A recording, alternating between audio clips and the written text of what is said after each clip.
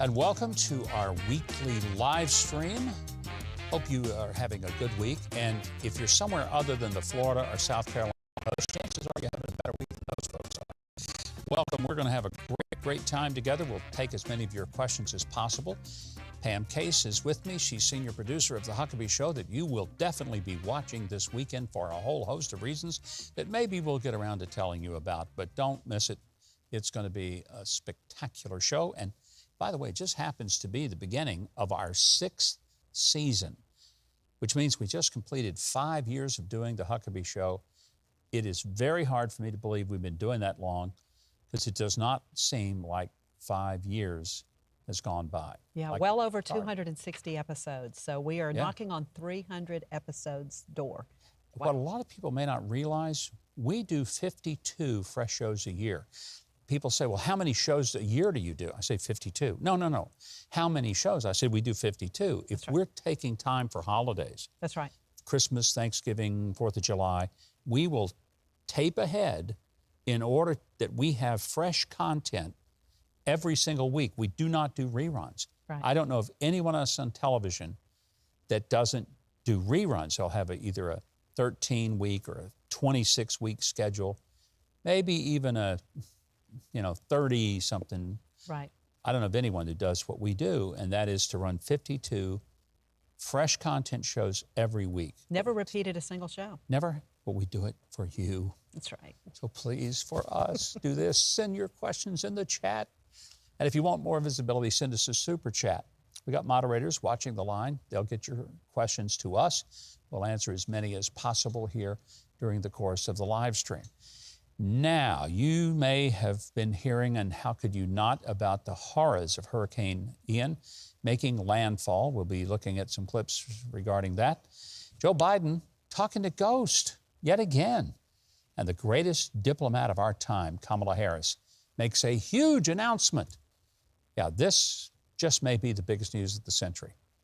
By the way, we have a special bonus clip for you, but if you want to see it, it's not automatic. We will show it to you, and it's pretty cool. It's CNN's Don Lemon utterly embarrassing himself on live television, which you say, well, he does that every night. No, but this is really special. But if we get 2,000 likes by you clicking the like button on the video before the live stream is over, we will release the video to you and show it to you and talk about it. But you got to click the like button. How's that for a tease, for sort of an incentive for you?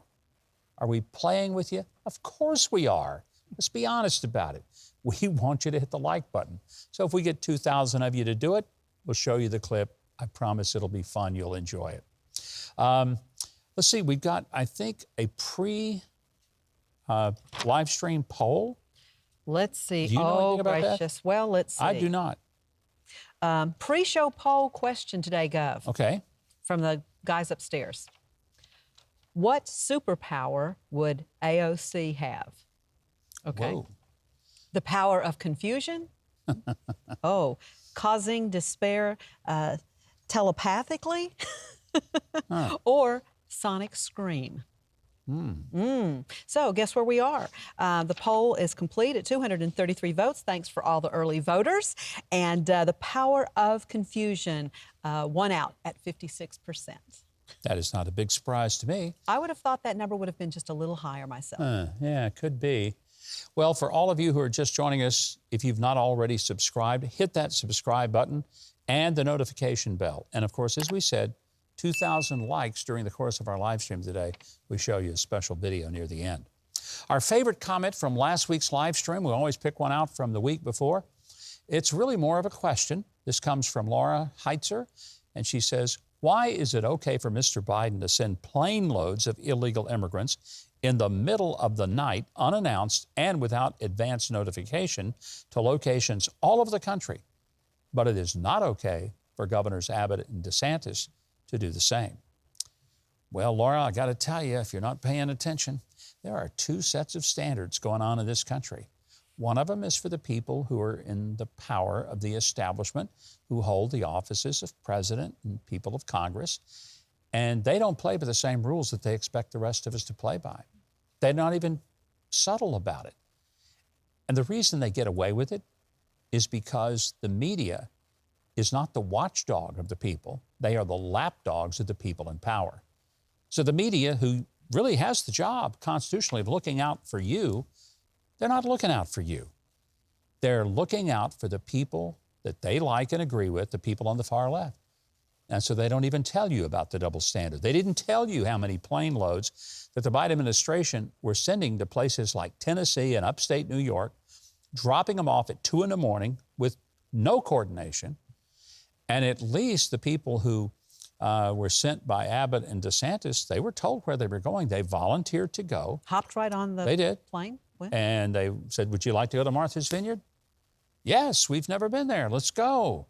And they signed a waiver that they wanted to. Of course, the good elite snobs of Martha's Vineyard didn't even keep them for a full 24 hours before they shuttled them away, all in the name of compassion, of course, because they're a sanctuary city in a sanctuary state, just as long as they don't have to actually do it. So, great question, a comment, if you will, from Laura. Now, here's my question for you this week. We'd love to get your response, and maybe your answer will be the one we'll use next week. Do you believe that climate change is the reason that we had Hurricane Ian this week? Do you believe that climate change was the reason for Hurricane Ian? That is our question to you. We'd love for you to leave your answers in the chat or in the comment section below.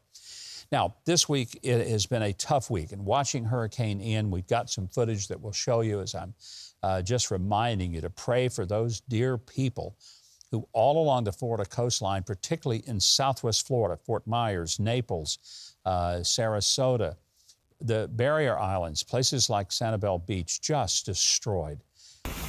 There's really not a full number of how many fatalities. The last I heard, it was 20. Some expect that number to go up exponentially, but that's speculation. Nobody knows, because the rescue forces have not been able to get in and take a look at all of it. Let me speak to it. I lived on the coast up in the panhandle of Florida for almost 10 years. My wife and I built a house there and lived there. We sold the house a couple of years ago. We're in Little Rock full time now. But we lived on the beach, and we would have tropical storms. We had threats of hurricanes, and then Hurricane Michael did, in fact, hit our area of Florida, which was a Cat 5. We experienced the least of it because we were on the far western end. If you look at a map, it'd be the left side of the hurricane, because hurricanes come in counterclockwise. I've said to people that it's the only time in my life I've wanted to be on the left side of anything. In a hurricane, that's where you want to be, because the wind that you get is actually wind from the north. It's whipping around and it's coming back in. So it pushes the water not into the shore for storm surge, it keeps it out, in our case, out in the Gulf, so we never had high water. And the wind had been decimated by the time it had gone all the way to Dothan, Alabama, and came back. We had, issues of hurricane, but nothing like what happened east of us, Panama City and east, going to Mexico Beach, which was virtually leveled. But one thing people say, well, why didn't everyone evacuate? Well, sometimes they don't evacuate because they may not have enough money to afford to be able to prepare to get a hotel room, to put gas in their car, to make the trip, or they're in poor health and they can't afford to get stuck in traffic for 6 or 7 hours on a virtual parking lot on the exit route. Sometimes it's maybe overconfidence. I mean, that's part of it. People say, I've been through 6 hurricanes, I'll be fine on this one.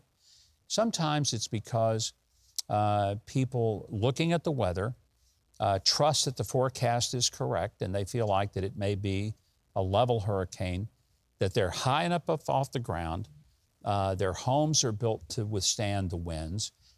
There's a variety of reasons. So be careful not to be overly judgmental. There were probably some people who should have gotten out but didn't. But there were a lot of people who, in good faith, believed that it would be safe to be where they are. And so I am not one of those people that point my finger and say, well, those people were stupid for not getting out. Until you've been there, until you don't know what that's like, it's just a little bit pompous to assume you understand why people left and why some stayed. Think about earlier in the week. The forecast had ground zero as closer to Tampa, in that area, which is where my family is. Yeah. And so they were going to evacuate, and then they weren't, and then they were. I mean, and they ended up not. But that is part of the process, and they stayed, and things were fine. So yeah, people are quick to judge, but unless you've got family or you've lived it yourself, it's a call you have to make for yourself. And if you have pets, that complicates it. Yes. Can you take your pets? Some shelters won't allow them. Yeah. Anyway, just pray for those people, because there's going to be not just months, there'll be years of rebuilding from the damage that's gone along to the area, especially around Fort Myers, Naples, that particular area. All right, I want to go to this clip. This is Joe Biden basically trying to tell us that the hurricane and the severity of it was because of climate change. Let's watch. Our commitment to tackling the climate crisis, which threatens all of us, we're seeing the consequences of climate change around the world very vividly, including in the United States right now. And I know your nations feel it acutely, and for you all, it's an existential threat. It's an existential threat. The existential threat is the absolutely unscientific comment that he just made. This notion that climate change is the reason for hurricanes and making it sound as though this one was severe because of climate change. Folks, it's nonsense. Hurricanes have happened since the beginning of recorded time, and some have been immensely horrible. I think of Andrew, Camille, Hilda, some going back to my childhood. Michael, Cat 5, devastated parts. It just, the good thing about Michael, if there was a good thing, it was the more sparsely populated part of Northwest Florida. So, could it have been a lot worse? It would have had more people lived in the particular place where it hit hardest, but the ones who did live there, they were wiped out. So often it has to do with how many people are densely populated in an area. But here's what I didn't hear any of these climate change enthusiasts talk about. We haven't really had a major hurricane in 2 years. So maybe climate change has been great for the past 2 years because we didn't have any. And we get one, and it's terrible, and we're all sad about it. But is that because of climate change, or is it because we live in a world in which hurricanes, earthquakes, and tornadoes, and floods, and all these things have always happened, and they always will, and sometimes they're worse than other things. So if we have one that's not so bad, or we just say, climate change is now turning out to be good, it's just false science. It's absolutely politicized science, and it ought to stop. Speaking of something that ought to stop, I'll tell you something that ought to stop, and that's the crazy amount of spending that is going on. Joe Biden, he now is pledging, he's not going to help you necessarily, but he's going to help all those other countries over there make sure that they are okay with climate change. Watch. Last month, I signed the biggest climate bill in history, the biggest ever, $369 billion to slash emissions by nearly half. This is a whole new chapter for America and for the planet. And we have to do a lot more. I pledged $11 billion a year to help poor countries fight climate change. Working with Congress, with your help, we can get this done. It's interesting because now he admits it's a climate change bill. Remember the name of the bill? The Inflation Reduction Act, the IRA. It's all going to do to reduce inflation. And everybody said it doesn't reduce inflation, doesn't even help inflation for 10 years. Hopefully, we will have resolved it by 10 years from now. But that's how it was sold. That's why Joe Manchin said he voted for it. What was the real agenda? Well, if anyone who read the bill knew it was a climate change bill. Now, at least Joe, I guess he forgot what he said it was, forgot what it's named. He just went to the podium and said, yeah, this is the biggest climate change bill. But here's what's interesting. He just reached into your pocket and pulled out $11 billion to help poor countries, however he defines those, so that they too can fight climate change. I tell you, the climate we need to change is the climate in Washington, and get rid of some of the people who are there and bring some folks in and let them roar in with the wind and wash away some of the folks who have made the dumbest decisions that I've ever seen politicians make. Interestingly, the Obama economic advisor, highly respected Larry Summers, former president of Harvard, he was pretty clear about inflation and the fact that we had it under control for 40 years until the Bidens took office. Larry Summers. Basically had inflation under control for 40 years, despite the fact that the price of oil fluctuated, despite the fact that there were all kinds of supply shocks. We lost the thread, along with many other countries, about a year and a half ago with massively expansionary policies. I just appreciate the candor and honesty of Larry Summers. He's an unabashed Democrat, left of center. He's an economist and was the chief, really economist, I guess, under the Obama administration. But he can't just not say the obvious. There are many people who lie about it, and I appreciate the fact that he won't lie about what he clearly sees in the economy. It was refreshing to see that, even though it, frankly, was a little depressing. Yeah. Worst inflation in 40 years. Had it under control for 40 years. And Joe Biden, in a year and a half, boom, blows it up.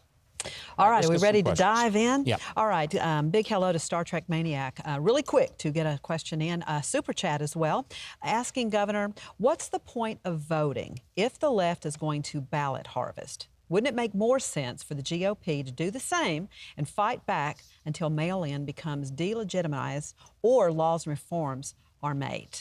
Well, if we don't vote, we basically have surrendered every election. So that is an absolute non-way for us to fight.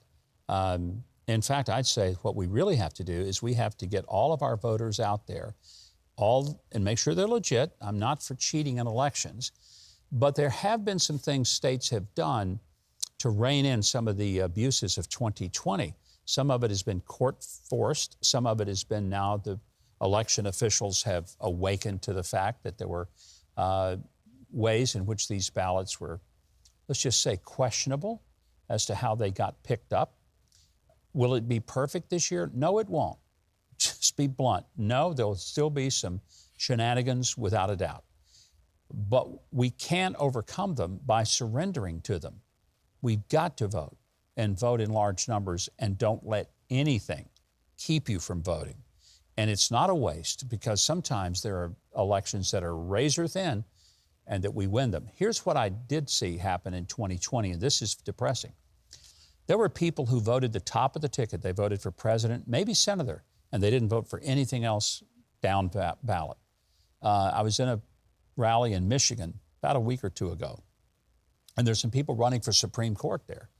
In the last election, there were people who voted for president and vice president and Senate, governors this year for Michigan. But the Supreme Court races, which are down ballot, they were 300,000 votes less than the people who voted the top of the ticket.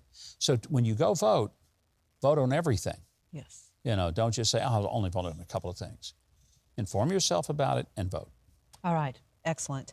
All right, got to remind everybody, we've got that incentive video coming up. We've got one at the end with Don Lemon that we don't want to miss. It is fantastic today, but we need more likes, got to get to 2,000. Okay, so just want to remind everybody about that. All right, JB is asking, is prayer enough to heal the moral decline?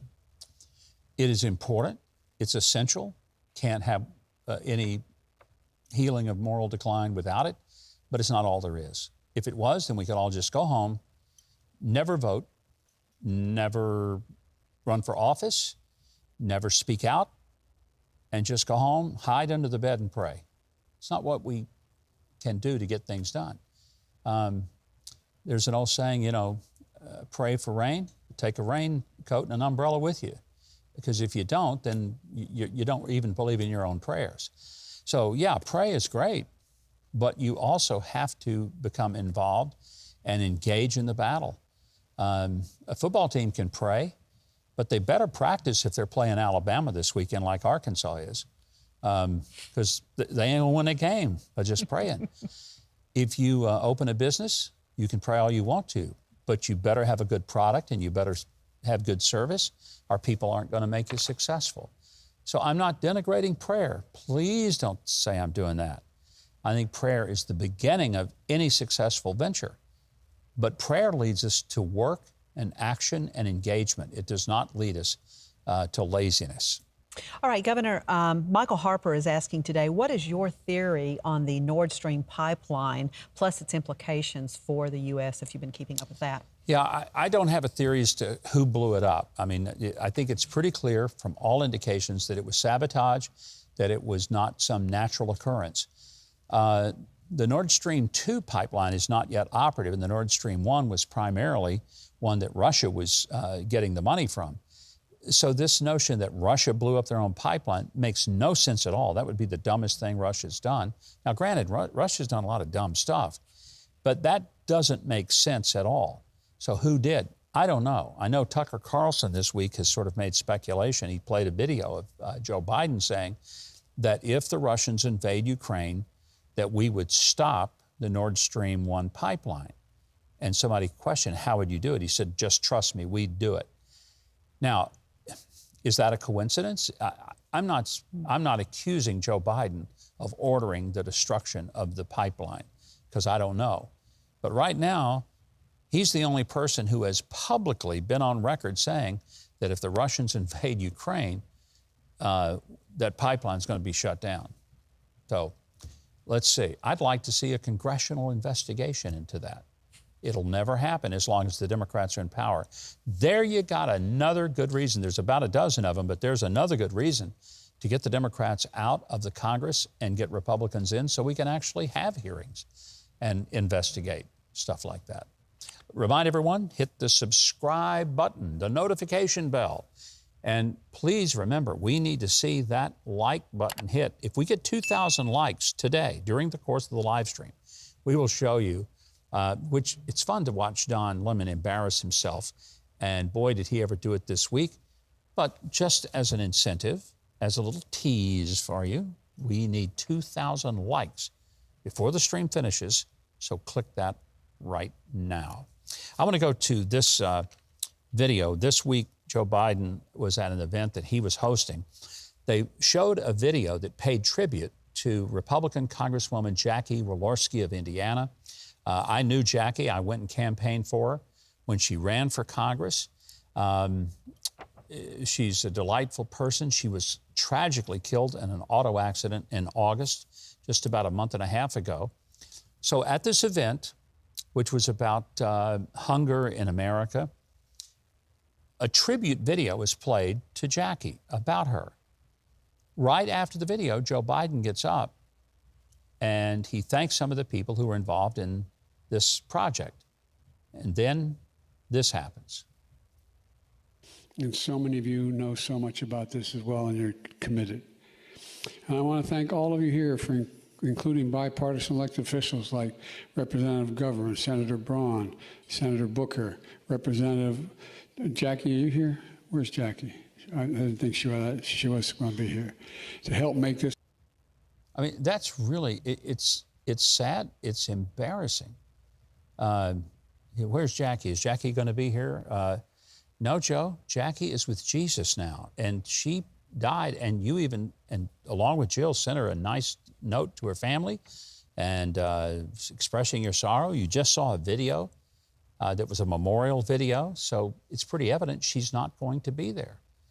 Now, the White House press, for the first time that I've seen, really pushed back on Karine Jean-Pierre in the White House briefing room, because they saw this and they said, my gosh, did he not know that the Congresswoman had died? How did he not know that? How did he not even pay attention to the video? So I want you to watch what happens in the press briefing. What happened in the hunger event today? The president appeared to look around the room for an audience member, a member of Congress who passed away last month. He seemed to indicate she might be in the room. What happened there? So the president was, as you all know, you guys were watching today's event, a very important event on food insecurity. The president was naming the congressional champions on this issue and was acknowledging her incredible work. He had already planned to welcome the Congresswoman's family to the White House on Friday. There will be a bill signing in her honor this coming Friday. So, of course, she was on his mind. She was of top of mind. She was top of mind. Obviously, she was not in his mind at all. That's the problem. Because if she'd been in his mind, top of mind, that's a new expression. I don't think I've ever heard that before. If she was top of mind, he would have remembered that she got killed in a car wreck 6 weeks ago. That's what's absolutely tragic. So she tries, Karine Jean-Pierre, tries to cover for Biden, and it just kind of continues to unravel. And she was on top of mind. I mean, that is not an unusual scenario there. Karine, I have John Lennon top of mind just about every day, but I'm not looking around for him anywhere. When you sign a bill for John Lennon as president, then we can have this conversation. Okay, go ahead. Go ahead. Karine, these moments of confusion are happening with the race. Go ahead. Excuse me, Darkness, my old friend, I've come to talk with you again. Okay, so we maybe supplied the music there at the end of Sound of Silence, but you saw what happened. That was unusual. First of all, she says something that is insane. She says, it's not that unusual. Yeah, it's really unusual if you see a video showing that someone has just died and you get up and say, where is that person who died? That person who died, where is she? Is she here? That's not normal, and it's not usual. And then one of the reporters, to his credit, it was a Washington Post reporter, by the way. This was not a Fox News reporter. Washington Post reporter, when she kept talking about top of mind. He said, look, John Lennon is top of my mind every day, but I don't look around the room to see if he's there. I mean, it was a very sarcastic but a pointed remark. And at that point, she just wanted to keep moving and not deal with it. Other reporters said, answer the question, and the whole room pretty much came apart, as it should have. It was rather refreshing to see. Let me just say to you that if you think that this is an isolated incident, I want to show you that this is a little clip, a whole host of moments where Joe Biden has nothing top of mind, despite what Karine might say. The best way to get something done, if it holds near and dear to you that you like to be able to, anyway, of Putin's kleptocracy, yeah. America is a nation that can be defined in a single word. I was going to put Los Angeles and what am I doing here? For two reasons. One,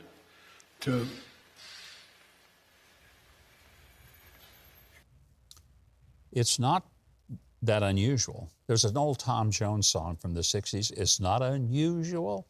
That's what's not unusual. Joe Biden having these complete brain freezes. And folks, this is not because he ate too much ice cream. This is because he keeps forgetting where he is, what he's supposed to be doing, and he doesn't seem to recover that well from it. Hey, I want to remind everybody we've got still a few more hundred likes we need to get to show that video. We need to get them quick. So if you've not punched the like button, right now is a good time to do it. We are so close. Okay. We are so close. Phyllis Smith is asking today, good observation, Governor. Why is gas cheaper in blue states than red states? I drive a semi, and I see prices in different states. Usually gas in Pennsylvania is 10 to 20 cents higher than in Indiana, but not recently. Interesting. Yeah, it is, and I don't have an answer for that. I travel quite a bit, and I don't necessarily see it falling red-blue.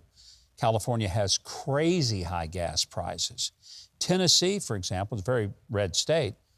Gasoline is higher in Tennessee than in Arkansas. Now, sometimes that's because state and local gasoline taxes are higher in some states, depending on how they're set up. So you may have, in Tennessee, no income tax, but you have higher fuel taxes or maybe higher real estate taxes. So taxes have a lot to do with it, but when there's a big difference, it may be that the cost of going into certain states is higher. For example, California, because they have so many very special laws about it.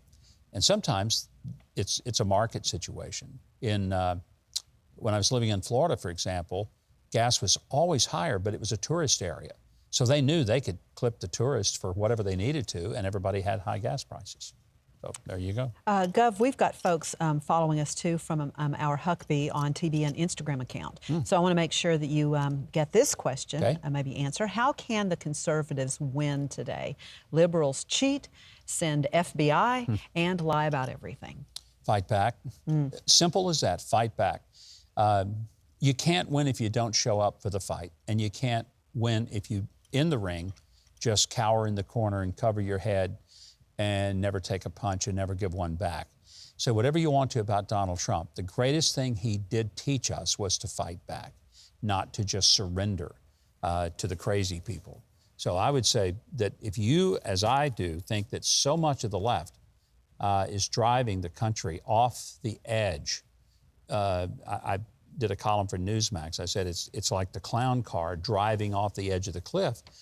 The way to do that is get in the car, grab the steering wheel, and stop the insanity. And that's what we have to do. I do need to get to this video. This is Kamala Harris. We said at the beginning of the program we would give you the world's greatest diplomat. Now, Kamala Harris is the Vice President of the United States. Before that, she was a United States Senator. So she has to be somewhat up on world events. She went to the border of the DMZ in South Korea where it meets North Korea. I've been there myself. I've been in that very room that is shared by both North Korea and South Korea. It's a pretty chilling experience to be there. And you realize that right there are those North Korean soldiers, close enough you could talk to them without amplification and they could hear you. And she's standing there, has to be aware of her circumstances. And here's what she said about who our friends are. So the United States shares a very important relationship, which is an alliance with the Republic of North Korea. And it is an alliance that is strong and enduring. Strong and enduring, an alliance with North Korea. No, we really don't have an alliance with North Korea. Why she didn't remember that or know that? Heck, it had to be in her notes. It looked like she had a script in front of her, like she was reading. I know people go off script. I know people make mistakes. I've made them many times. But if you make one like that, some aide ought to scream out, "No, ma'am, it is an alliance with South Korea, not the crazy communist of North Korea."